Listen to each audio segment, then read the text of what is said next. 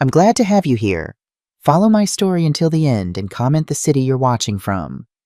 Mom, you didn't contribute anything to this dinner, so you don't eat. Those were the words my own daughter said to me in front of the whole family on Christmas Eve.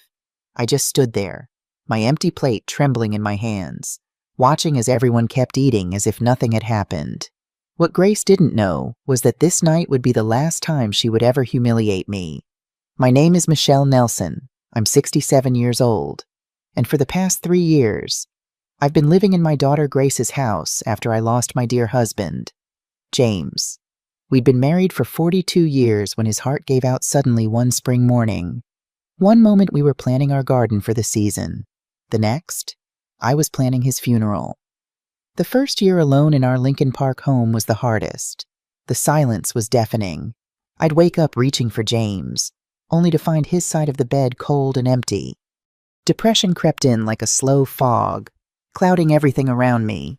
Some days, I couldn't even find the energy to change out of my nightgown. Mom, this isn't healthy, Grace had said during one of her weekend visits. Concern etched across her face as she noticed the pile of unopened mail on the kitchen counter. You can't keep living like this. I remember looking around the home James and I had shared for 4 decades and feeling nothing but emptiness. The walls that once contained our laughter now echoed with silence. Why don't you come live with us? Grace had suggested, her voice gentle as she held my hand. We have plenty of space, and Emma and Ethan would love having their grandma around all the time. Her husband, Caleb, had nodded enthusiastically from across the room. The kids miss you terribly, Michelle, and we could use an extra pair of hands around the house with our busy schedules. Their Chicago home was spacious, in a good neighborhood, and my grandchildren Emma, 8, and Ethan, 5, were the lights of my life. The idea of seeing their bright faces every morning instead of staring at James's empty chair seemed like a lifeline thrown to a drowning woman. You wouldn't be a burden, Grace had assured me, somehow reading the worry in my eyes. This is your home now, too. I'd squeezed her hand, tears of gratitude filling my eyes. Let me think about it. But really, what was there to think about? My daughter was offering me family, purpose, connection, everything I'd been missing since James passed. Plus, I could rent out our house, giving me some additional income beyond my modest pension. 2 weeks later, I was packing boxes while Grace and Caleb arranged for the movers. As I carefully wrapped James's favorite mug chipped along the rim, but never replaced, I felt a mix of guilt and hope. Was I betraying our memories by leaving, or would James want me to find happiness again? He would want you to live, Mom, Grace said, placing a gentle hand on my shoulder as if sensing my thoughts. Dad always put family first. He'd be glad you're coming to be with us. And so, on a crisp autumn day in 2021, I moved into Grace and Caleb's guest bedroom, which they'd painted a cheerful yellow for me. Emma had made a welcome sign with glitter and construction paper that hung on the door, Grandma's room knock first. That first night, as I tucked Emma into bed, she'd looked up at me with those big brown eyes so much like her grandfather's, and whispered, I'm glad you're not going to be alone anymore. Grandma. I'd hugged her tight, inhaling the sweet scent of her strawberry shampoo, and felt truly hopeful for the first time since James died. Me too, sweetheart. Me too. Little did I know that what had seemed like a lifeline would soon become a noose. The first month in Grace's home was everything I'd hoped for. I woke each morning to the sounds of life, Ethan's giggles, Emma practicing piano before school, the bustling rhythm of a family in motion, after months of oppressive silence. Even Caleb's off-key shower singing was music to my ears. I quickly settled into helping where I could, making breakfast for the children while Grace and Caleb prepared for work, tidying up the house during the day, and having dinner ready when everyone returned home. It wasn't that they'd asked me to do these things. I simply wanted to contribute. Mom, you don't have to cook every night, Grace had said one evening as I set a pot roast on the table, James's old recipe that had always been her favorite as a child. I know, I'd replied, smiling, but it makes me happy to do something useful. What wasn't mentioned but was clearly understood was the financial arrangement. From my monthly pension of $200, I contributed $600 toward household expenses.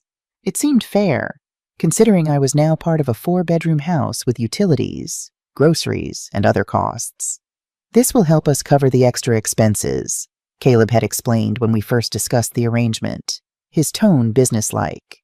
Groceries for 5 instead of 4, additional water usage, electricity. I'd nodded understandingly. Of course, my presence would increase their costs. The $600 felt reasonable, even generous on their part, as Chicago housing wasn't cheap. But by the second month, I began noticing small things that gave me pause. One morning, while searching for a spare light bulb in Caleb's home office, I discovered a pile of past due notices from utility companies and a letter regarding mortgage payment delinquency. I quickly closed the drawer, feeling like I'd stumbled upon a secret I wasn't meant to see. That evening, I overheard Grace and Caleb in their bedroom, their hushed voices carrying through the thin walls. "We can't keep juggling like this. Grace," Caleb had said, frustration evident in his tone. "The credit cards are maxed out, and the bank called again today." "I know," Grace had replied, her voice strained. "But Mom's contribution helps. At least we can pay the minimum payments now. If she knew how bad things are—" "She can't know," Grace had interrupted firmly. "She'll worry herself sick, and she's just starting to look happy again. Besides, it's just temporary until you find something new." My heart had sunk into my stomach. Caleb was unemployed. Grace had told me he was between projects as a software developer.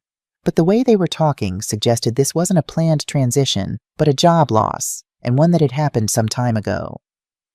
The next day, Grace's friend Sophie came over for coffee while I was folding laundry in the living room. I wasn't trying to eavesdrop, but their conversation in the kitchen carried. "How's it going with your mom living here?"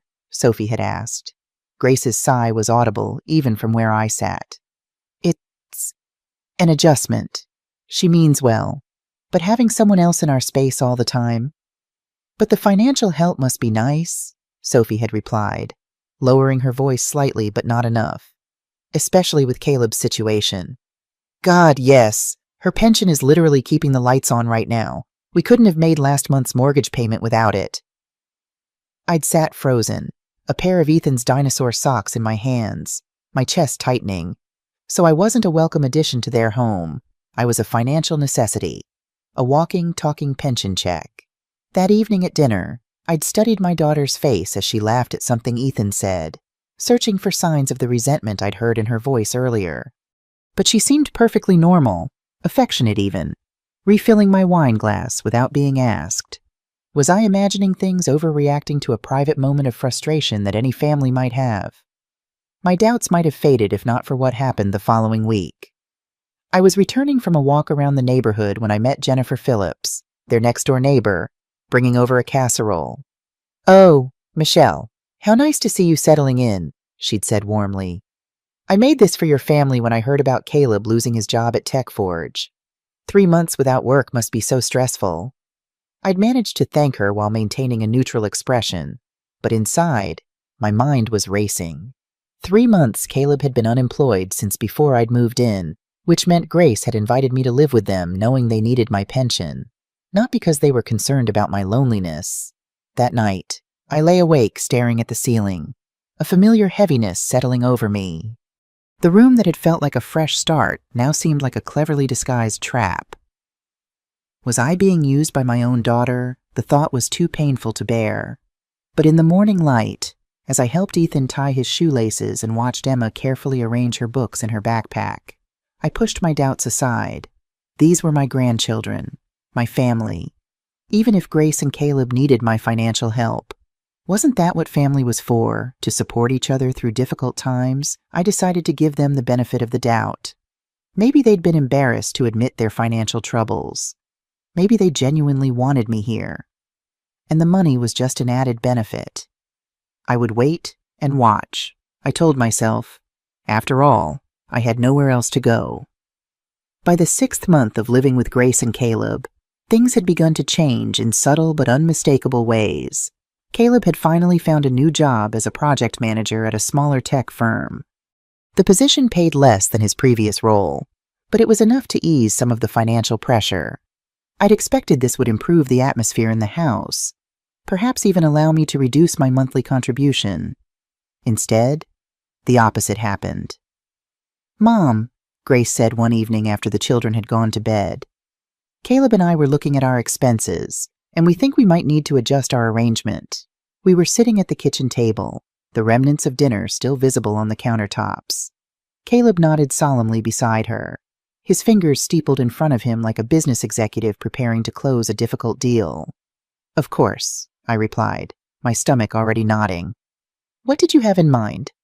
"Well," Grace continued, not quite meeting my eyes, "the cost of everything has gone up so much lately.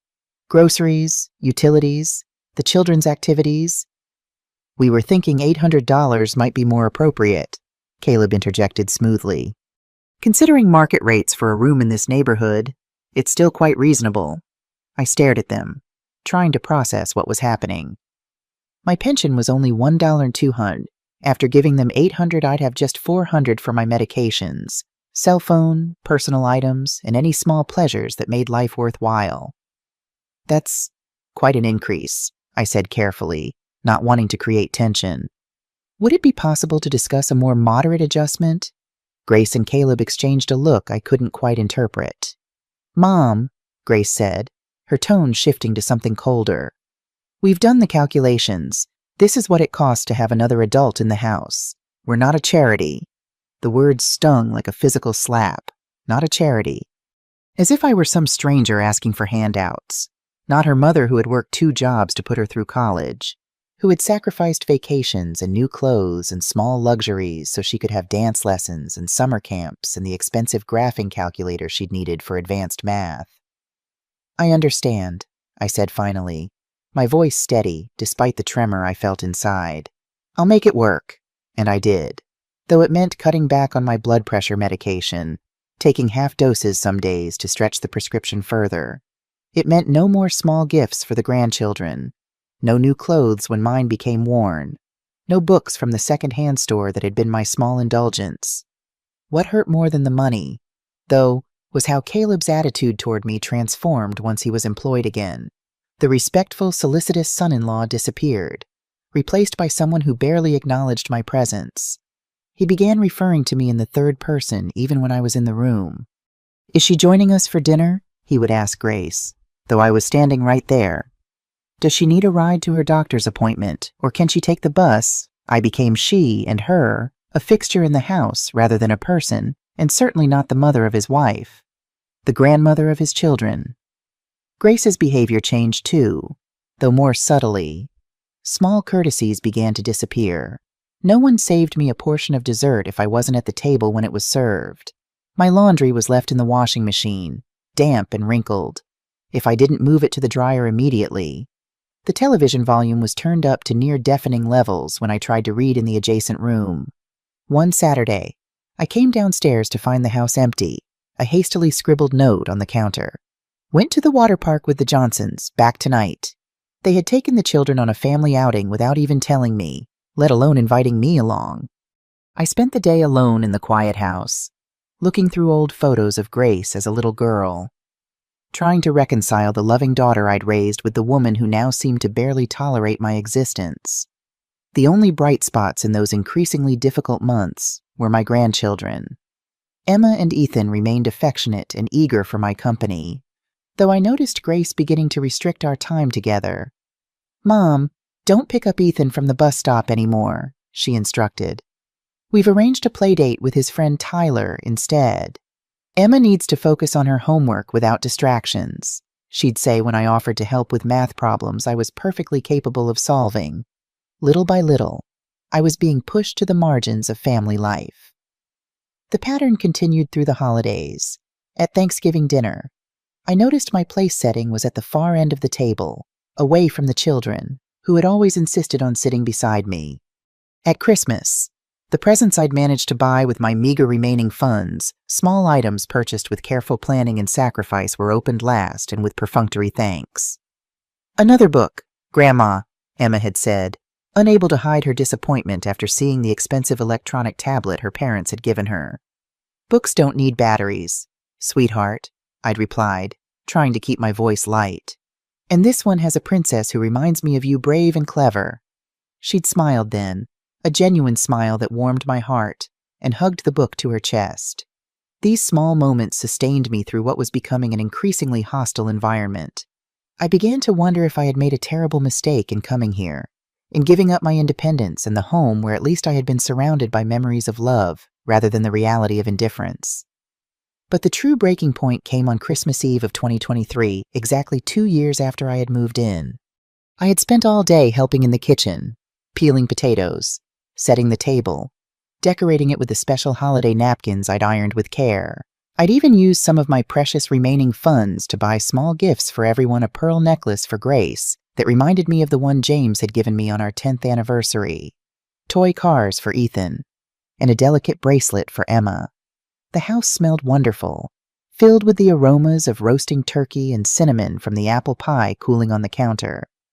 Christmas music played softly, and for the first time in months, I felt like part of the family again. The holiday spirit seemed to have softened the sharp edges that had developed in our relationships. When dinner was ready, we all gathered around the table. Caleb carved the turkey, Grace brought out the side dishes, and the children vibrated with excitement about the presents they would open the next morning.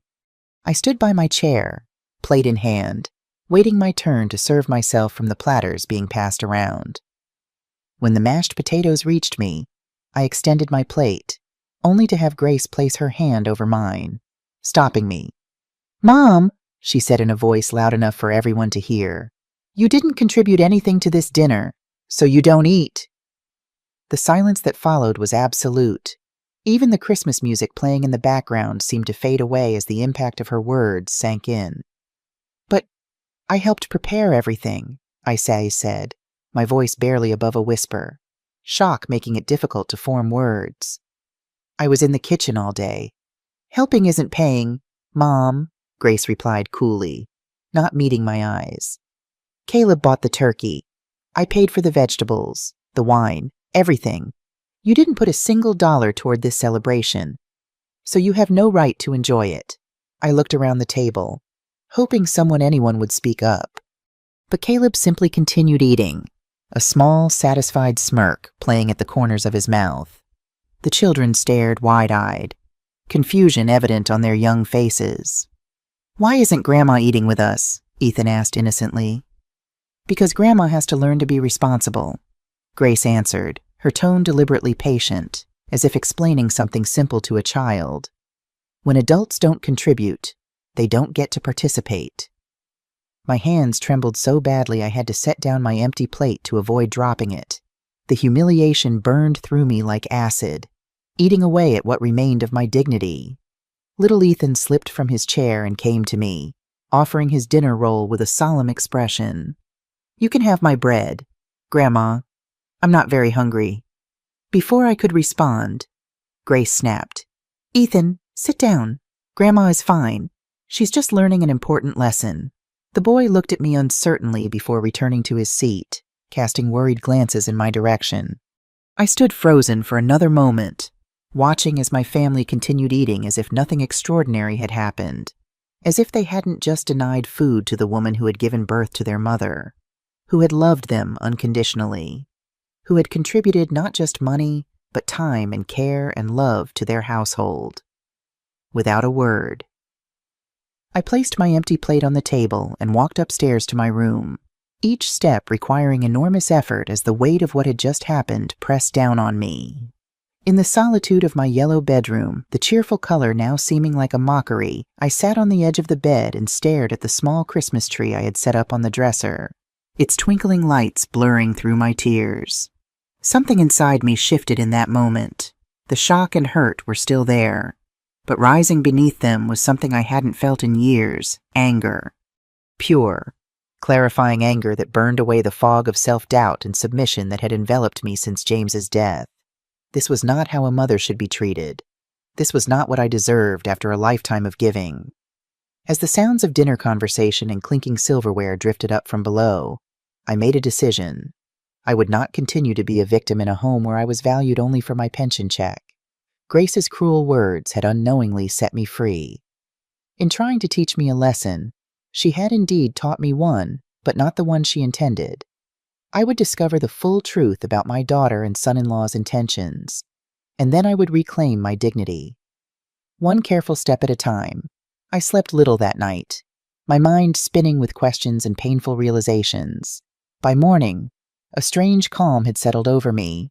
The hurt was still there, a physical ache beneath my ribs, but it was now contained within a shell of determination. I rose early, before the rest of the house stirred, and made coffee in the quiet kitchen. The remnants of last night's dinner had been cleared away, plates washed, leftovers stored in containers in the refrigerator. No one had thought to save a plate for me. As I sipped my coffee, I considered my situation with a clarity that had eluded me for months. I needed answers, not just about last night's humiliation, but about the larger question that now haunted me. What were Grace and Caleb's true intentions toward me? Was I merely a temporary financial solution to their problems? Or was there something else, something worse, that I hadn't yet discovered? The house slumbered on as Christmas morning dawned, snow falling gently outside the kitchen window. I knew it would be at least an hour before anyone else woke up. It was now or never. Setting down my cup, I made my way silently to Caleb's home office. I wasn't proud of what I was about to do, but after last night, I felt justified in seeking the truth by whatever means necessary. The office was neat and impersonal, a sleek desk, ergonomic chair, and minimalist decor that revealed nothing about its occupant. I hesitated only briefly before opening the top drawer of the filing cabinet where I'd previously seen the overdue notices. What I found instead was a glossy brochure for something called Fernwood Senior Living. The front featured smiling elderly people engaged in various activities, but something about their expressions seemed forced, their smiles not quite reaching their eyes. I flipped it open, a chill running through me as I read the description: affordable senior housing in a communal setting, multiple residents per room for maximum socialization, convenient location just outside Chicago city limits. The brochure had been marked with yellow highlighter on certain sections, 400 month all-inclusive, and no long-term contract required month-to-month leasing available. My hands began to shake. Why would Caleb have this? Neither Grace nor I had any living parents besides me. I continued searching, finding nothing else of note in that drawer. But in the bottom drawer, buried beneath tax documents, I discovered a manila folder labeled simply MN, my initials. Inside was a printout of what appeared to be a financial worksheet. At the top, Michelle Nelson Relocation Plan. The document outlined a timeline and budget. Current contribution, $800 month. Anticipated Fernwood cost, $400 month. Net gain after relocation, $400 month plus pension direct deposit. Target move date, January 2024, January 2024, next month. I stared at the paper, unable to fully process what I was seeing. They were planning to move me to a cheap senior facility and somehow continue collecting my entire pension. How was that even possible? The sound of a door opening upstairs jolted me back to the present. Quickly, I took photos of the documents with my phone, replaced everything exactly as I'd found it, and slipped out of the office. I had barely settled back at the kitchen table when Grace appeared, wrapped in her expensive silk robe, a Christmas gift from Caleb last year. "Merry Christmas, Mom," she said, her tone neutral, as if last night's incident had never occurred.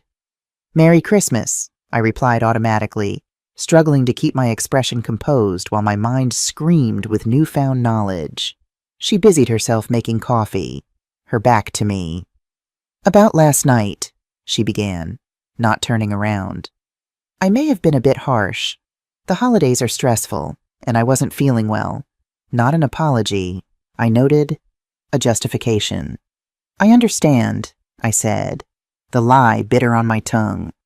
"We all have our moments."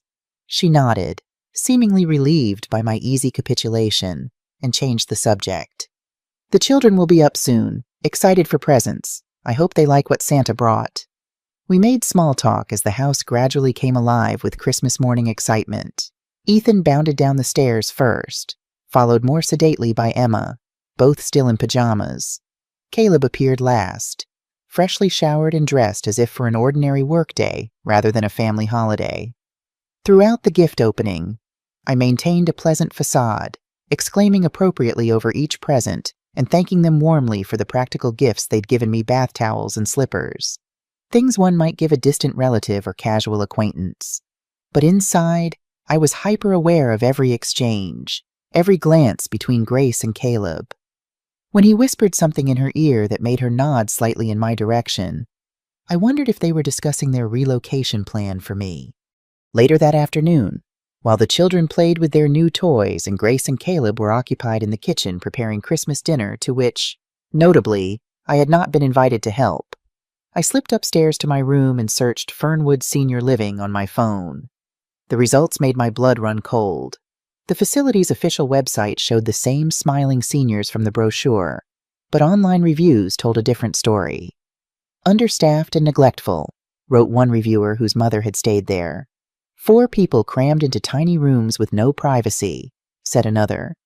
"Had to move my father out after finding him in the same clothes for 3 days."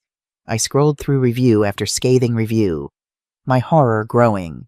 This wasn't just an affordable senior living option. It was by all accounts a neglectful, overcrowded facility where people warehoused elderly relatives they didn't want to care for properly.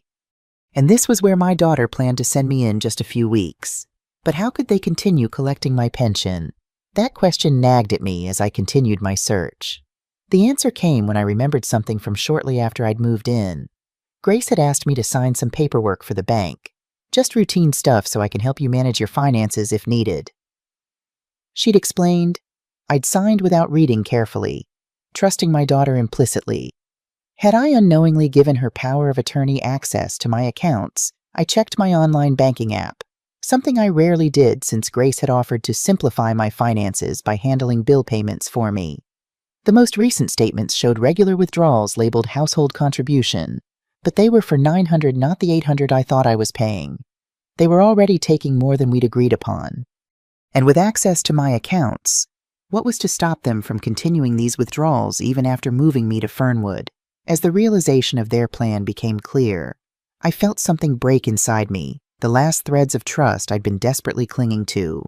My own daughter, my only child, had been systematically deceiving me, taking advantage of my grief and vulnerability to exploit me financially. And worse was yet to come. If their plan succeeded, I sat on my bed, clutching my phone, surrounded by the sounds of Christmas joy from downstairs that now seemed as false as the smiles in the Fernwood brochure. What I needed now was more evidence. Concrete, undeniable proof of their intentions. Something I could use if necessary to protect myself. Because I was now certain of one thing: I needed protection from the very people who should have been protecting me. I scrolled through my contacts until I found Margaret Young's number. We'd been neighbors for decades in Lincoln Park before I'd moved here. And though we hadn't spoken often since James's death, she had always been a true friend. "Michelle," she exclaimed when she answered. "Merry Christmas. How wonderful to hear from you." "Merry Christmas, Margaret," I replied, keeping my voice low. "I hope I'm not interrupting your holiday." "Not at all. My son and his family just left, and I was sitting here wondering what to do with all these leftovers. How are you? How's life with the grandchildren?" I hesitated, uncertain how much to reveal. "That's actually why I'm calling. Things aren't going well here, and I could use some advice. Are you free for coffee sometime this week?" There must have been something in my tone that conveyed the seriousness of the situation, because Margaret's response was immediate and concerned. "Of course. How about tomorrow? Come for lunch, and we can talk properly." Relief washed over me. "That would be wonderful. But Margaret, I need to ask you not to mention this call to Grace if she contacts you. It's complicated." A pause, then, "Michelle, are you safe there?" The question caught me off guard. Was I safe physically? Yes. But in every other way, I'm not in any danger, I assured her, though even to my own ears, the words lacked conviction. "I just need to figure some things out without interference. My door is always open to you," she said firmly. "Tomorrow at noon. And Michelle, whatever's happening, remember you're not alone." As I ended the call, those words echoed in my mind. Not alone. For months, I'd felt precisely that, isolated in a house full of people who saw me as a resource rather than a person. But Margaret was right. I wasn't alone. I had options. even if I couldn't fully see them yet. I heard Emma's footsteps in the hallway and quickly composed myself, wiping away tears I hadn't realized I'd shed. She peeked around my door, her face alight with excitement. "Grandma, we're having hot chocolate with candy canes. Come downstairs." I managed a genuine smile for her. "That sounds lovely, sweetheart. I'll be right there." As I followed her downstairs, I made a silent promise to myself. I would not be sent away like an unwanted package. I would not allow my pension to be siphoned while I languished in a substandard facility. I would reclaim my dignity and my future starting tomorrow. The day after Christmas dawned clear and frigid, the kind of bone-chilling cold that Chicago specializes in during winter. I dressed carefully in my warmest clothes, preparing for my lunch with Margaret. "I'm going to visit an old friend today," I announced at breakfast, deliberately casual as I buttered a piece of toast. Grace looked up from her phone, surprise evident on her face. "A friend who—" "Margaret Young," I replied, taking a small bite of toast though my stomach was too knotted to feel hungry. "We've been meaning to catch up for ages." "Margaret from Lincoln Park." Grace frowned slightly. "I didn't know you were still in touch." "We exchange holiday cards," I said with a shrug, not mentioning yesterday's call. "She invited me for lunch."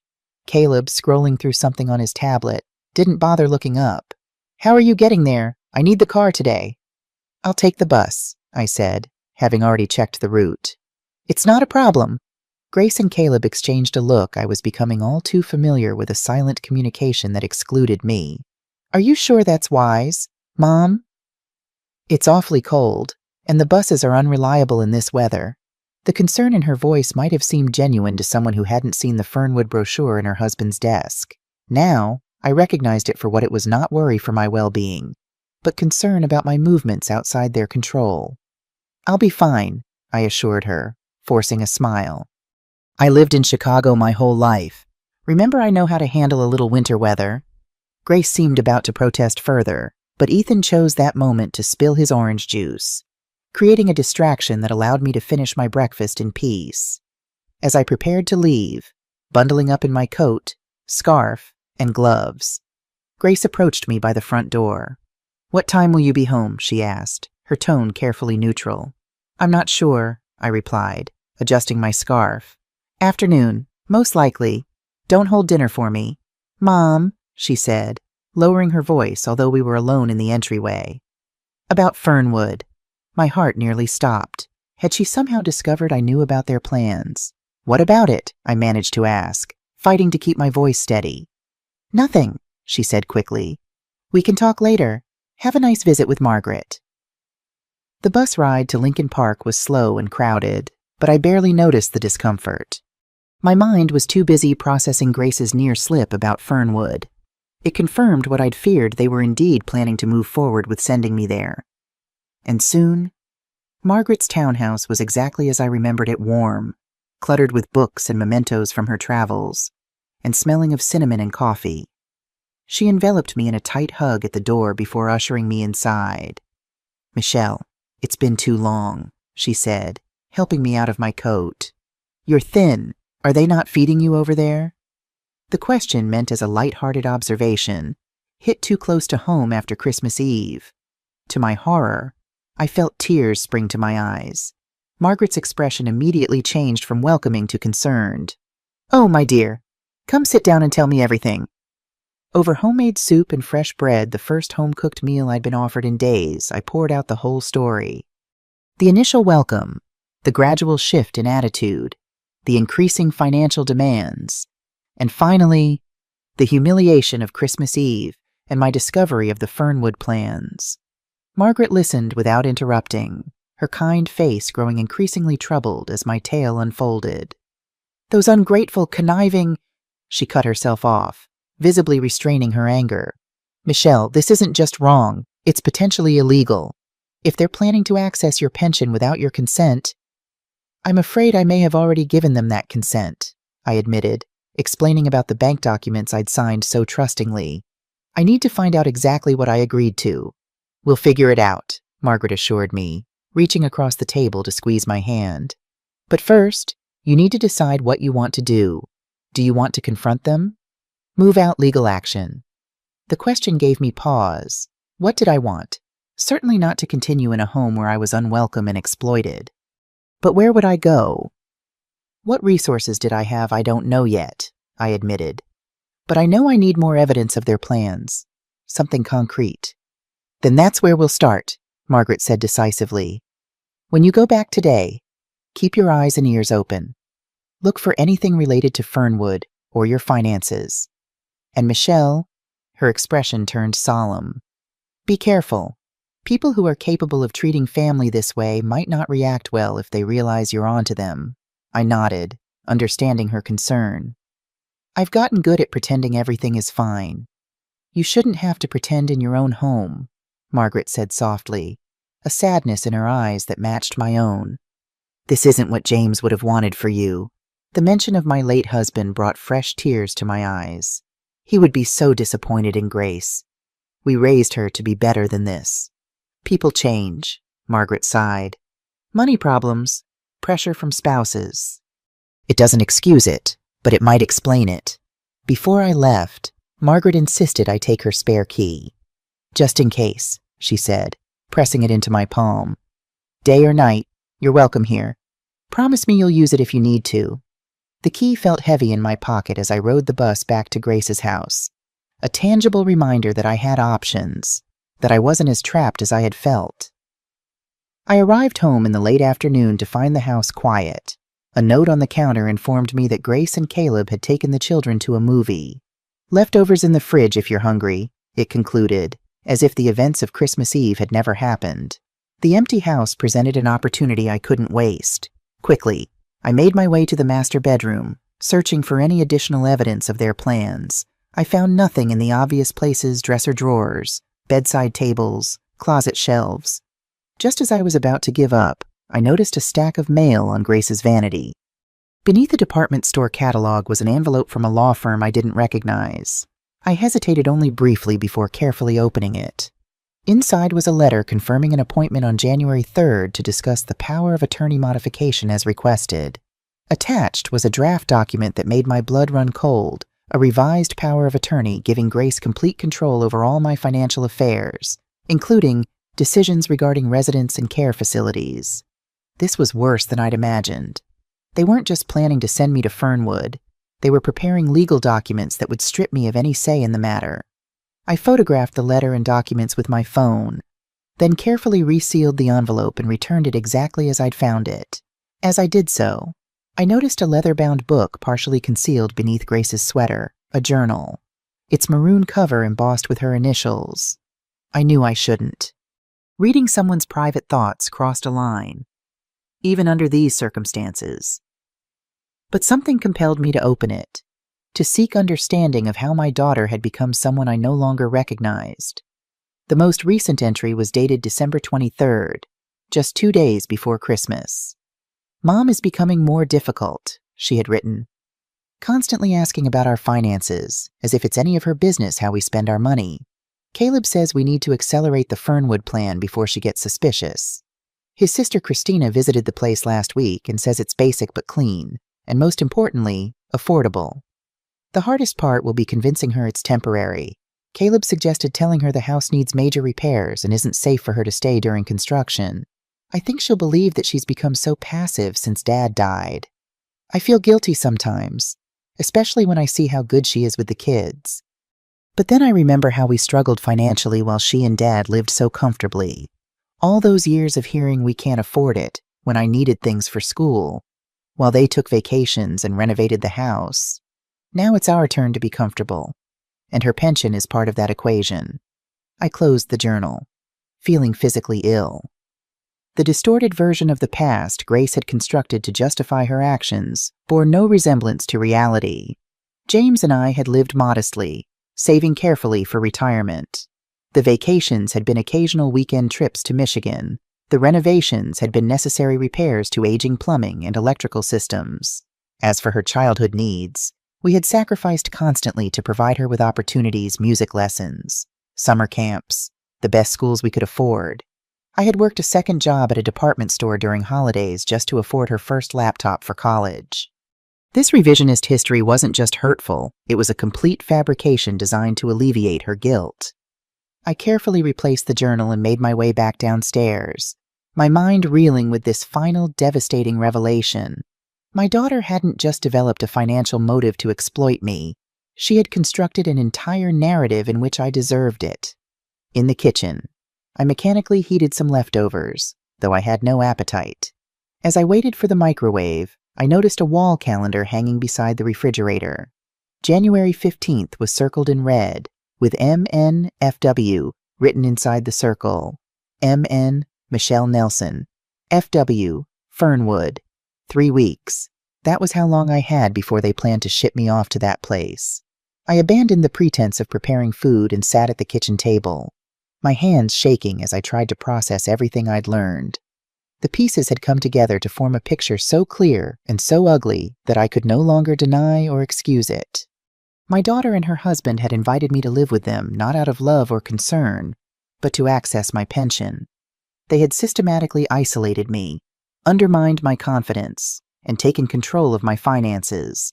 And now, having squeezed what they could from me while I lived under their roof, they planned to warehouse me in a substandard facility while continuing to drain my resources.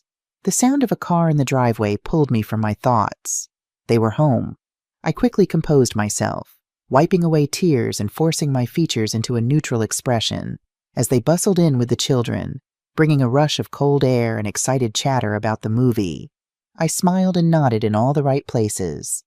"Did you have a nice visit with your friend?" Grace asked as she helped Ethan with his boots. "Lovely," I replied, impressed by how normal my voice sounded.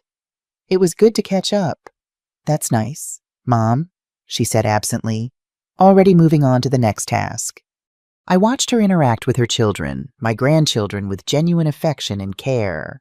How could the same person who so lovingly wiped chocolate from Ethan's chin also coldly plan to abandon her mother in a place like Fernwood? It was a contradiction I couldn't reconcile, but it no longer mattered. The evidence was clear. The threat imminent. I needed to act. Later that night, after the house had gone quiet, I sat at the small desk in my room and began to formulate a plan.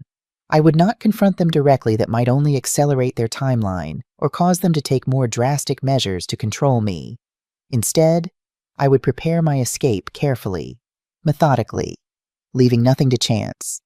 I would reclaim my finances, secure a safe place to live, and ensure they could never again exploit my trust or vulnerability. Most importantly, I would do it all with the dignity they had tried so hard to strip from me. As I made notes about bank accounts to check and calls to make, I felt something unfamiliar rising within me, a sense of purpose and determination I hadn't experienced since before James died. The fog of grief and dependence that had clouded my judgment was lifting, burned away by the harsh light of truth. They had underestimated me, assuming that age had diminished my intelligence and resolve. In trying to take everything from me, they had inadvertently given me back something precious, my fight. I glanced at the family photo on my nightstand, taken on my birthday last year. All smiling faces, the perfect picture of multi-generational harmony. What a convincing facade it had been. I turned the frame face down. The time for illusions was over. Tomorrow, I would begin the process of setting myself free. The day after Christmas, I felt a strange calm settle over me. Gone was the confusion and hurt that had clouded my judgment for so long. In its place was a steely resolve I hadn't felt since my teaching days, when a particularly difficult student would require my firmest approach. While Grace and Caleb were busy with their post-holiday routines, I made my first call to First National Bank on Michigan Avenue, where James and I had kept our accounts for decades. "I need to speak with someone about my accounts," I told the customer service representative. "I have concerns about unauthorized access." The seriousness of my statement earned me an immediate appointment for the following day. I made the call from the privacy of my bedroom, door closed, speaking in hushed tones. Paranoia, perhaps, but necessary, given what I now knew. That night at dinner, I maintained my facade of normalcy. I complimented Grace on the leftover turkey casserole, asked Ethan about his new toys, and listened to Emma describe the book I'd given her, the one possession of mine she seemed to genuinely value. "The princess in this story reminds me of you, Grandma," she said, her eyes bright with admiration. "She seems quiet, but she's actually really brave and smart." Grace glanced up, her expression unreadable. "Mom's generation didn't have to be brave," she commented. "They had it easy. Affordable houses, secure pensions, cheap health care." I bit my tongue, resisting the urge to remind her how James and I had scrimped and saved for 30 years to afford our modest home, how I'd worked 2 jobs while raising her, how James had delayed retirement by 5 years to ensure we'd have enough saved.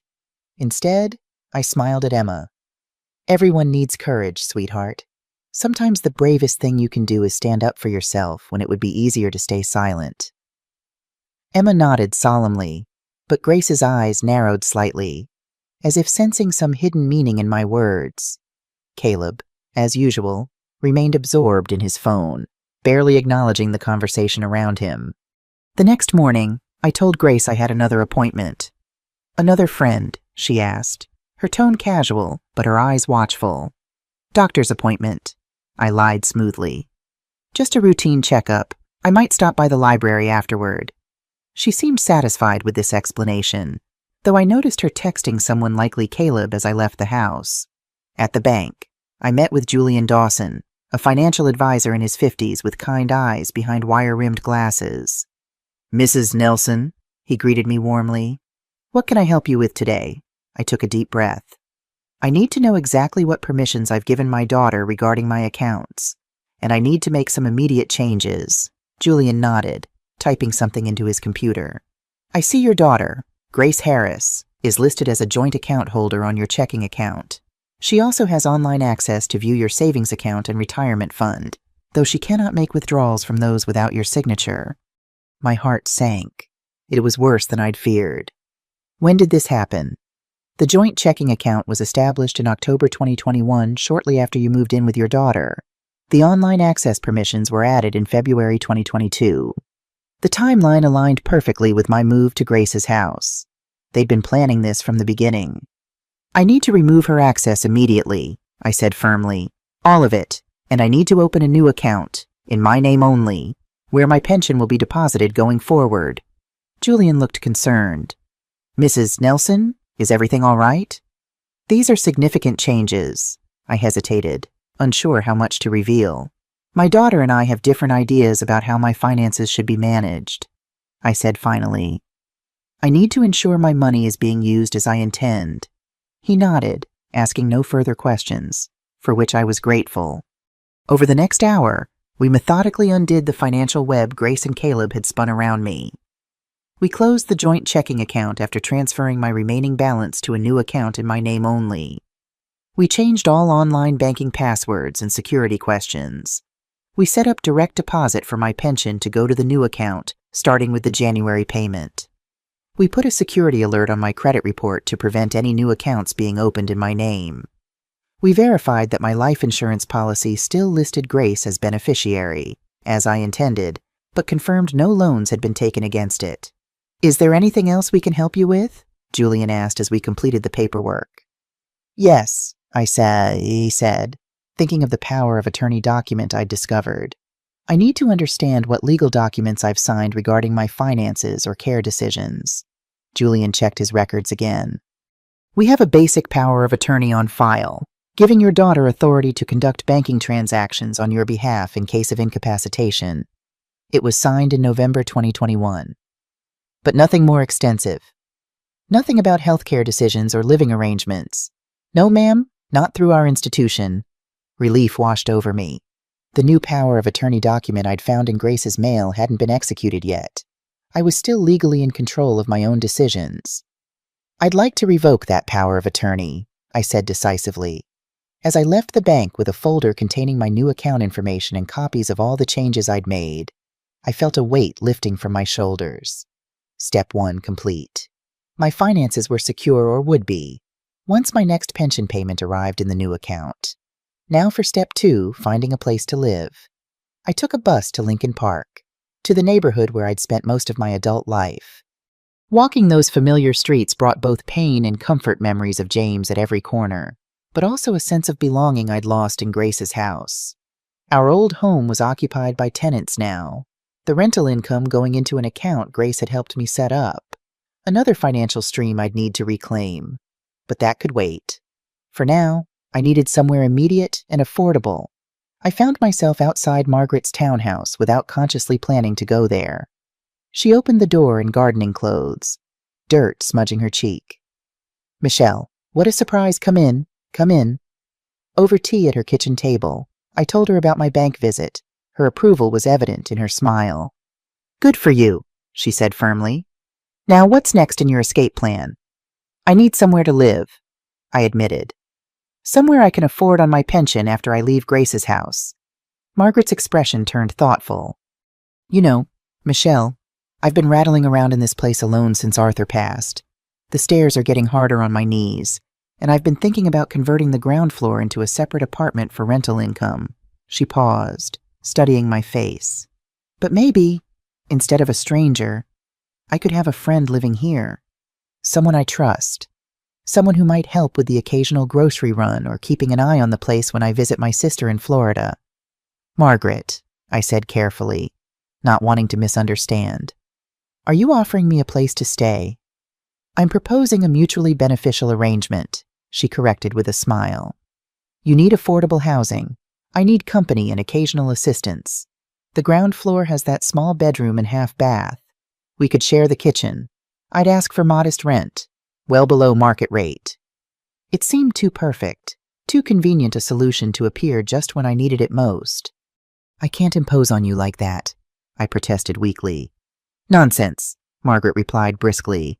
"I've been meaning to do this conversion for ages. You'd be doing me a favor, giving me the push I need. And it would be temporary until you decide what you want long-term."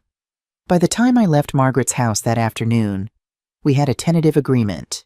She would begin clearing out the ground floor room immediately, and I would move in as soon as I was ready to leave Grace's house, which, given the January 15th date circled on their calendar, needed to be soon. But I wasn't quite ready. There was one more thing I needed irrefutable proof of their plans. Something so concrete that they couldn't deny or explain it away when the confrontation inevitably came. I found my opportunity 2 days later. Grace and Caleb both worked from home most days, but on Thursdays, Caleb had in-person meetings at his office downtown. With Grace focused on a virtual conference in her home office, the house was quieter than usual. I knocked softly on Grace's office door during what I knew would be her lunch break. "Mom," she looked up from her salad, irritation flashing briefly across her face. "I'm in the middle of something."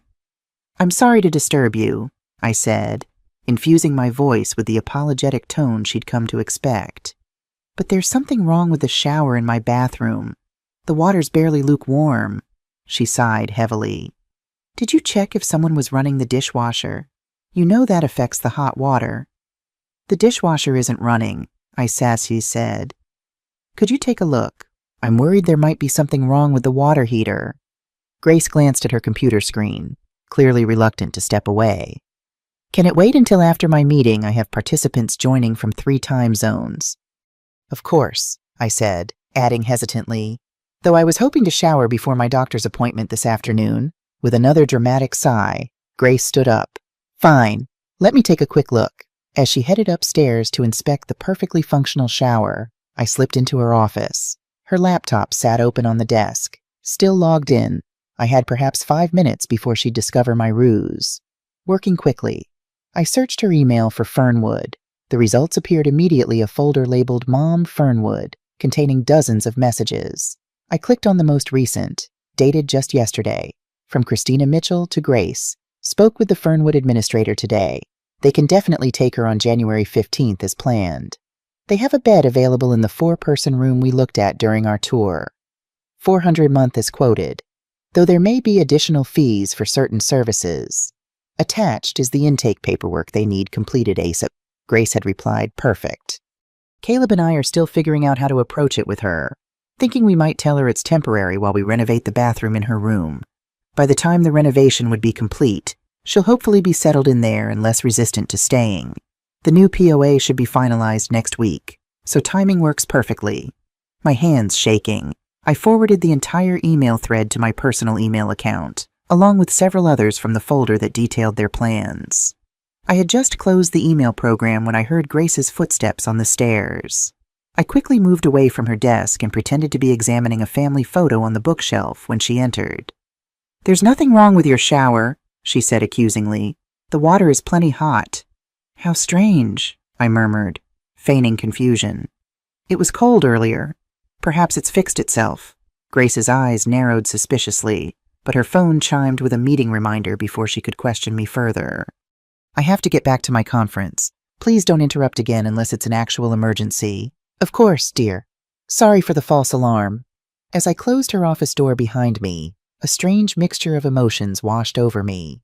Triumph at having secured the evidence I needed, vindication that my suspicions had been correct, but also a profound sadness that it had come to this sneaking around, gathering evidence against my own daughter as if preparing for a court case. But that evidence had given me something invaluable certainty. There was no room for doubt now, no possibility that I was overreacting or misunderstanding. Their plan was real, imminent, and detailed, and now, armed with proof and protected financially, I could finally begin my countermove. With January 15th, my scheduled transfer to Fernwood just 2 weeks away, I knew I needed to act quickly but carefully. The worst thing I could do was tip my hand too early, allowing Grace and Caleb time to adapt their plans or, worse, accelerate them. I spent the next few days methodically preparing for my departure while maintaining a facade of oblivious normalcy. Each time Grace mentioned something about changes coming soon, or Caleb made remarks about how I wouldn't have to worry about home maintenance much longer, I nodded and smiled, playing the role of the trusting, slightly confused elderly mother they believed me to be. Meanwhile, I was anything but confused. I had begun quietly packing my essential belongings when no one was home: medications, important documents, irreplaceable photos, and enough clothing for a week. I stored these items in 2 small suitcases hidden in the back of my closet behind winter coats no one would think to move in January. I had also made several crucial phone calls from the privacy of the public library downtown 1. To my attorney, Michael Abernathy, who had handled our wills and estate planning for years. I explained the situation and asked him to prepare documents revoking any powers of attorney I had granted to Grace. 2. To Dr. Eleanor Wright, my physician, requesting a letter stating I was of sound mind and capable of making my own medical and financial decisions. Such documentation might prove valuable if Grace tried to challenge my competency. 3. To the tenant currently renting my Lincoln Park home, explaining that there would be changes in where to send the rent checks starting in February. 4. To the Social Security Administration, confirming the change of deposit information for my monthly benefits.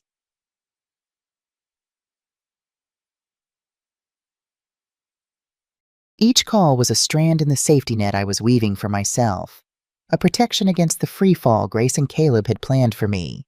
The most difficult preparation, however, was emotional rather than practical. I had to accept that my relationship with my daughter was fundamentally broken, perhaps beyond repair.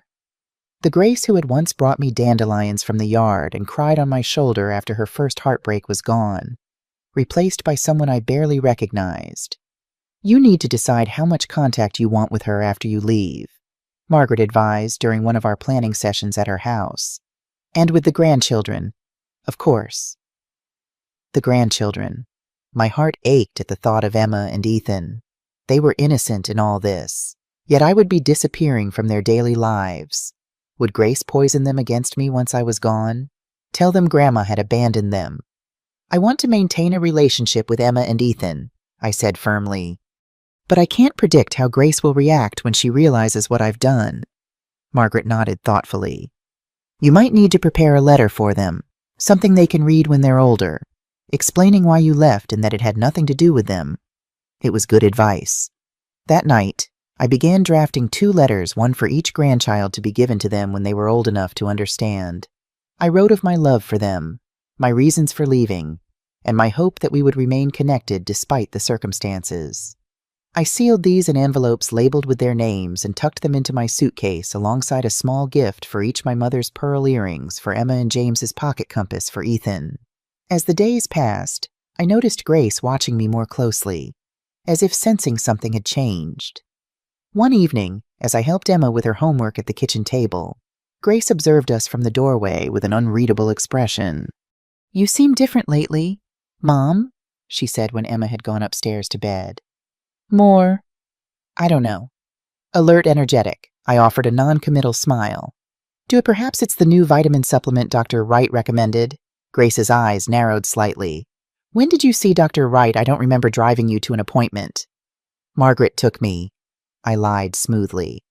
"Last week, when you and Caleb were both working. I didn't want to bother you." "You should tell me about these appointments," she said, a hint of irritation in her voice. "I'm responsible for your care." The statement, delivered so casually yet with such presumption, might have once made me shrink back, apologetic and acquiescent. Now it only strengthened my resolve. "You're right," I replied mildly. "I'll be sure to keep you informed in the future." She seemed satisfied with my apparent submission, but as she turned to leave, she added, "By the way, Caleb and I want to talk to you this weekend about some changes we're considering for the house. Nothing major, just some renovations that might impact you temporarily." And there it was, the beginning of their temporary relocation narrative, right on schedule. "That sounds interesting," I said, working to keep my voice neutral. "I look forward to hearing about it." As January 10th approached the date I'd set for my departure, 5 days before their planned Fernwood transfer, I found myself becoming increasingly anxious. Not about the logistics, those were meticulously arranged. I was anxious about the confrontation that would inevitably follow my disappearance. Would Grace be angry, hurt, relieved? Would she try to track me down, either out of genuine concern or to regain control of my finances? How would Caleb react when he discovered I'd closed our joint accounts and redirected my pension? You can't control their reactions. Margaret reminded me during my final visit to her house before the move. You can only control your actions and responses. She was right, of course. I had spent too long worrying about Grace's feelings while she had shown little concern for mine. It was time to prioritize my own well-being. On January 9th, the day before my planned departure, I spent extra time with Emma and Ethan. I helped Emma practice her spelling words for Friday's test. I built a Lego spaceship with Ethan, marveling at his creativity and imagination. I memorized their faces, their voices, the weight of them against me when they hugged me goodnight. "I love you very much," I told each of them as I tucked them into bed. "No matter what happens, no matter what anyone tells you, I will always love you." Emma looked at me curiously. "Why are you saying it like that, Grandma?" "Like you're going somewhere." My heart clenched. Children were so perceptive, so attuned to nuances adults often missed. "I'm not going anywhere," I assured her, which was true in that moment. "I just want you to always remember how much I love you." She seemed satisfied with this explanation, but as I turned to leave, she called out, "Grandma, I love you too. Even when Mom and Dad are mean to you, I still love you." I paused in the doorway, struck by her words. "What do you mean, sweetheart?" Emma fidgeted with her blanket. "Like at Christmas, when Mom wouldn't let you eat dinner with us. That was mean. Dad told her afterward it was too harsh and might make people ask questions if Emma or I told anyone at school." The revelation that Caleb had been concerned not about the cruelty of the act, but about its potential to raise outside suspicions was both shocking and yet entirely consistent with what I now knew of him. "Thank you for telling me that," I said softly. "Sometimes grown-ups make mistakes, but my love for you never changes." That night, I finalized my preparations. I placed my letter to Grace explaining my departure and explicitly forbidding any attempt to contact me, except through my attorney on the pillow where it would be found after I was gone. I checked my new phone, purchased with cash and known only to Margaret and my attorney, to ensure it was fully charged. I confirmed my transportation for the morning, a taxi scheduled to arrive at 10 a.m., when both Grace and Caleb would be on work calls. As I lay in bed for my final night in my daughter's house, I felt a strange calm settle over me. The anxiety and doubt that had plagued me for days had dissipated, replaced by a quiet certainty that I was doing the right thing the only thing to protect myself and my dignity. Tomorrow would mark the end of one chapter and the beginning of another. It would be painful, yes, but also liberating. A reclamation of self that was long overdue. With that thought, I drifted into the most peaceful sleep I'd had in months. January 10th dawned bright and clear, sunlight streaming through my bedroom window and catching dust motes in its golden beams. I rose early, before anyone else was stirring, and went through my morning routine one last time in this house. I showered in the bathroom Grace had falsely claimed would soon be renovated as their excuse to move me to Fernwood. I dressed in layers, a practical choice for January in Chicago, but also to minimize the bulk of clothing I needed to pack. I made my bed with hospital corners, the way my mother had taught me, smoothing the quilt with gentle hands. Downstairs, I prepared breakfast for the family as I did every morning: oatmeal for Grace, eggs and toast for Caleb, colorful cereal for the children. I set the table with care, placing a small folded note under each child's plate, not goodbye letters, just simple I love you messages they would find after I was gone. By 7:30, the house was coming alive. Emma appeared first, still in pajamas, her hair a tangled mess. I hugged her a moment longer than usual, inhaling the sweet scent of her strawberry shampoo. "Grandma, you're squishing me," she giggled, pulling away. "Sorry, sweetheart. I just love you very much." Ethan thundered down the stairs next, full of 5-year-old energy despite the early hour. "Grandma, I had a dream about dinosaurs. They were flying and they had laser eyes." "That sounds amazing," I said, helping him into his chair. "Tell me all about these laser-eyed dinosaurs." Grace and Caleb arrived last, already dressed for their workday, already immersed in their phones. They mumbled perfunctory good mornings, accepted the coffee I poured them, and proceeded to ignore me as they discussed their schedules. "Remember, we have that call with Fernwood at 2, Caleb said to Grace, not bothering to lower his voice despite my presence at the stove. "I've got it on my calendar," Grace replied. "And the POA appointment tomorrow at 10. They spoke about me, about my future, right in front of me, so confident in my obliviousness, so certain of their control, that they didn't even bother to hide their plans anymore." I said nothing, continuing to scramble eggs as if I hadn't heard. Let them think me deaf as well as stupid. I thought their underestimation of me was my greatest advantage. The morning routine proceeded as normal, the rush to get children dressed and backpacks packed, the hurried goodbyes as Grace took them to school, Caleb's retreat to his home office for his 9 a.m. conference call. By 9:30, the house had settled into its usual weekday quiet. I waited until I heard Caleb's door close and the murmur of his voice on his call before making my move. Quietly, I retrieved my packed suitcases from their hiding place and brought them downstairs, placing them by the front door. I put on my coat, scarf, and gloves, tucking my new phone and Margaret's key safely in my pocket. For a moment, I stood in the entryway, looking around at the house that had been my home for 3 years. Despite everything, there were good memories here: Ethan's first steps across the living room floor, Emma learning to ride a bike in the driveway, bedtime stories and birthday cakes, and small moments of connection with my grandchildren. But the bad had come to outweigh the good, and staying would mean surrendering not just my finances, but my autonomy, my dignity, my very self. At precisely 10 a.m., my phone vibrated with a text from the taxi driver. "Outside when you're ready."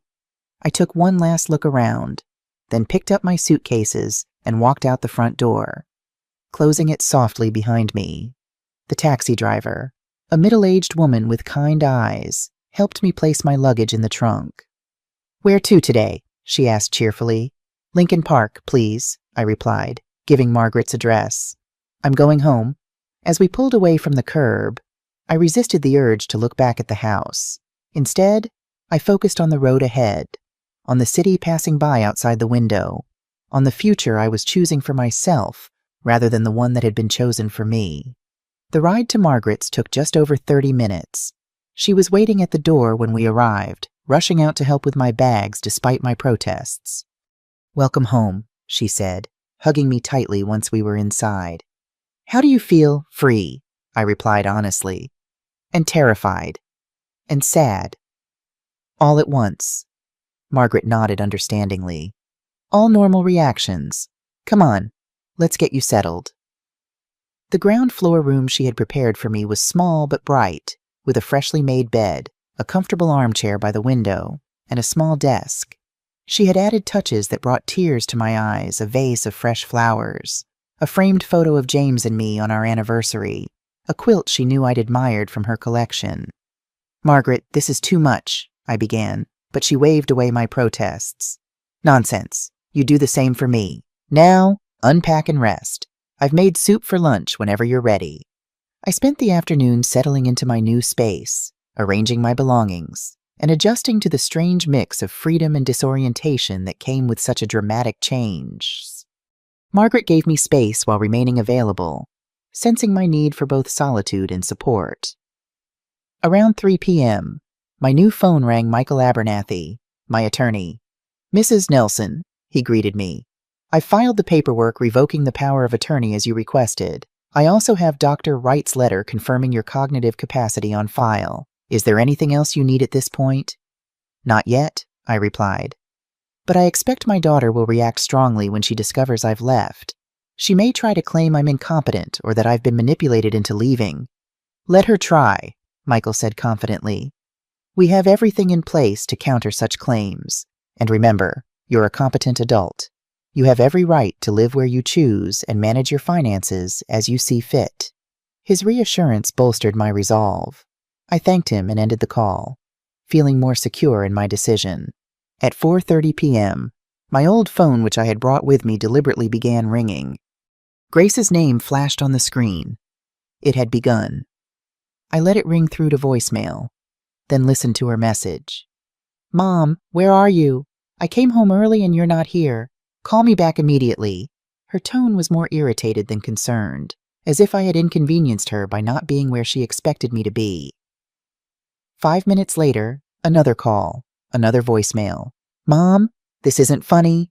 If you've gone somewhere, you need to tell me. I'm responsible for you. Call me back now." The calls continued, increasing in frequency and urgency. By 6 p.m., Grace's voice had shifted from annoyed to panicked. "Mom, please, we're worried sick.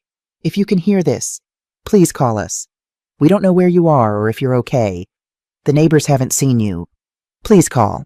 I felt a twinge of guilt at her apparent distress, but reminded myself of the emails I'd seen, of their detailed plans to ship me off to Fernwood in 5 days' time. Her concern now was not for my well-being, but for the disruption of her carefully laid plans. At 7 p.m., a new voicemail. This one from Caleb. "Michelle, this has gone on long enough. Whatever game you're playing, it needs to stop. Grace is upset. The kids are asking questions. If you don't call back within the hour, we're calling the police to report you missing." His thinly veiled threat didn't frighten me. In fact, it confirmed I had made the right decision. I was not a wayward child or a criminal to be threatened back into compliance. Shortly after 8 p.m., my attorney called again. "Mrs. Nelson, I've received a call from your daughter. She's frantic, claiming you've disappeared and may be cognitively impaired or in danger." "Did you tell her where I am?" I asked, suddenly anxious. "No," he assured me. "I explained that you are a client of mine, that you are safe, of sound mind, and have chosen to leave her home of your own free will. I informed her that you do not wish to disclose your location at this time, and that all communication should go through my office." How did she react? I held my breath, waiting for his answer. "Not well," he admitted. "She threatened legal action, claimed you were being manipulated, insisted you weren't capable of making these decisions.